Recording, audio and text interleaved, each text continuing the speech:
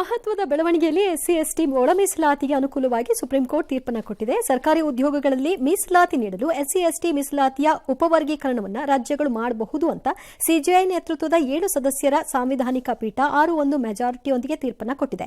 2004ರ EV Chinnaiah ಪ್ರಕರಣದ ತೀರ್ಪನ್ನು ನಾವು ವಿರೋಧಿಸುತ್ತೀವಿ. ಎಸ್ಸಿ ಎಸ್ಟಿಯ ಉಪಜಾತಿಗಳನ್ನು ಒಂದು ಸಮೂಹ ವರ್ಗವಾಗಿ ಭಾವಿಸಲಾಗದು.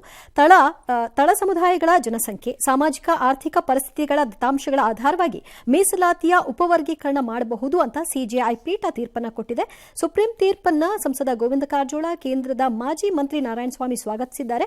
ಈ ತೀರ್ಪನ್ನ ನಾನು ಮುಕ್ತವಾಗಿ ಸ್ವಾಗತ ಮಾಡ್ತೀನಿ ಅಂತ ಸಿಎಂ ಹೇಳಿದ್ದು, ಪರಿಶಿಷ್ಟ ಜಾತಿಯ ನಾಯಕರು ಕಾನೂನು ತಜ್ಞರ ಜೊತೆ ಚರ್ಚಿಸಿ ಸೂಕ್ತ ಕ್ರಮ ತೆಗೆದುಕೊಳ್ತೀವಿ ಅಂತ ಟ್ವೀಟ್ ಮಾಡಿದ್ದಾರೆ. ಈಗ ಒಂದು ಹಂತವನ್ನು ತಲುಪಿದ್ದೇವೆ, ಅಡ್ಡಿಗಳು ನಿವಾರಣೆ ಆಯಿತು, ಏನೂ ಇಲ್ಲ. ಈಗ ಒಳ ಮೀಸಲಾತಿ ಪ್ರಶ್ನೆ ಬಂದಾಗ ಅದೇ ಎಡಬಲ ಅಂದ್ರೆ ಪರಿಶಿಷ್ಟ ಜಾತಿಯಲ್ಲಿ ಏನಿತ್ತು ಮತ್ತು ಪರಿಶಿಷ್ಟ ಪಂಗಡಕ್ಕೆ ಒಂದು ಎಕ್ಸಸ್ ಅನ್ನ ಮಾಡಿದ್ರು.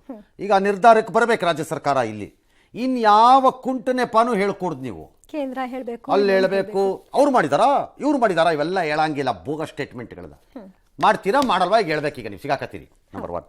ಆದರೆ ಅದರ ಒಳಗೆ ಒಂದು ಅಬ್ಜೆಕ್ಷನ್ ಇದೆ. ಇಲ್ಲಿ ಕರ್ನಾಟಕದ ವಿಚಾರಕ್ಕಂತೂ ಇದೆ. ಐ ಥಿಂಕ್ ಸೊ, ನಾನು ಕರೆಕ್ಟಾಗಿ ಕ್ಲಾರಿಫೈ ಮಾಡ್ಕೋತೀನಿ. ಪೆಂಡಿಂಗ್ ಇದೆ. ಧರ್ಮ ಆಧಾರಿತ ಮೀಸಲಾತಿಯನ್ನು ಕೊಡಲಿಕ್ಕೆ ಬರಲ್ಲ ಅಂತ ಒಂದು ವಾದ ಸಂವಿಧಾನದ ಪ್ರಕಾರದಲ್ಲಿ. ಜಾತಿಗಿದೆ, ಧರ್ಮಕ್ಕಿಲ್ಲ. ಎಕ್ಸಾಕ್ಟ್ಲಿ ಕರ್ನಾಟಕ ಮಾಡಿದ ಕೆಲಸ ಅದು.